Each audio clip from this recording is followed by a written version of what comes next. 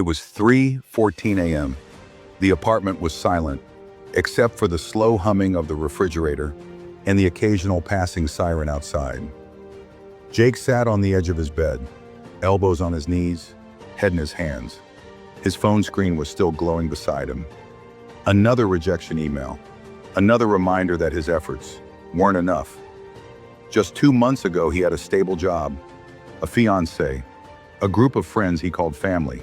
Now, he had a cardboard box with office stuff, a ring he didn't know what to do with, and 4 unanswered texts from people he once laughed with. Everything fell apart so fast, it was like watching dominoes crash in slow motion, but feeling each one hit his chest. He stopped eating right, stopped showing up for himself. Scrolling through social media just made it worse. Everyone seemed to have their life together. Marriages, babies, promotions, smiles, while he was drowning in silence. One evening, after skipping dinner again, he stared blankly at the mirror. He looked unfamiliar. His eyes held a kind of heaviness he had never seen before.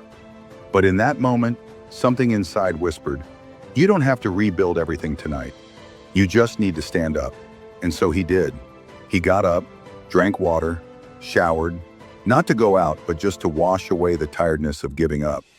He changed his bed sheet, opened the blinds. Small things, but they felt like bricks in a new foundation. He started journaling.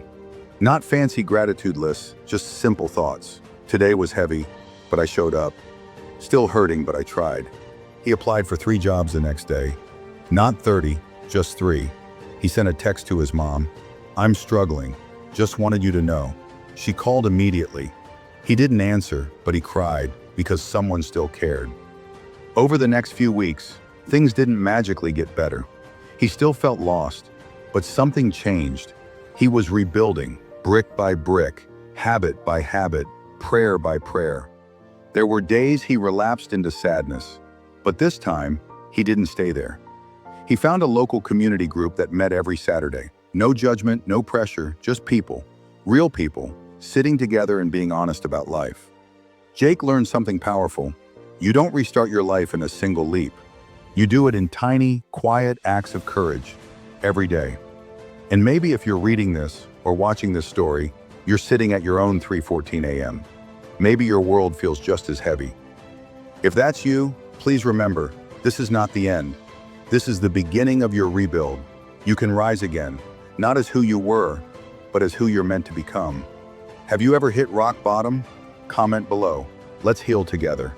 Subscribe to Alpha Awakening. Your comeback starts here.